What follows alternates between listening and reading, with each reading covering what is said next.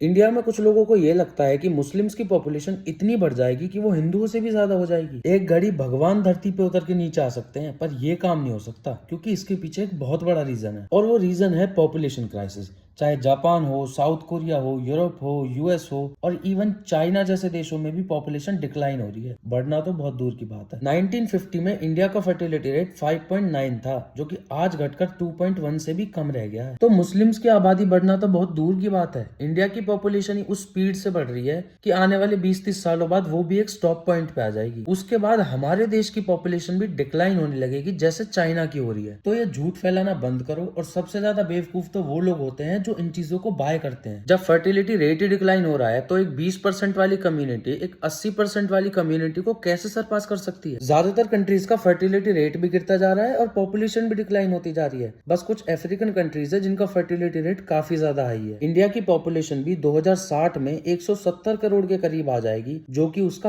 Peak होगा। उसके बाद से फिर हमारी पॉपुलेशन भी घटना स्टार्ट हो जाएगी, और डेटा के अकॉर्डिंग साल 2100 तक इंडिया की पॉपुलेशन सिर्फ 1 बिलियन के अराउंड रह जाएगी। तो भाई खुद से भी कुछ रिसर्च कर लिया करो, हर किसी चीज को यूं ही मानना भी अंधभक्ति होती है। साउथ कोरिया और जापान के बारे में पढ़ना कि वहां पर पॉपुलेशन क्राइसिस कितना सीरियस है। दुनिया भर में लोग शादी करने के लिए तैयार नहीं है, डाइवोर्स रेट फट के बाहर आ रहे हैं, फर्टिलिटी रेट गिरता ही जा रहा है, और तुमको लगता है कि हमारे देश में एक 20% वाली पॉपुलेशन 80% हो जाएगी और 80% वाली पॉपुलेशन 20% हो जाएगी। Make it make sense bro.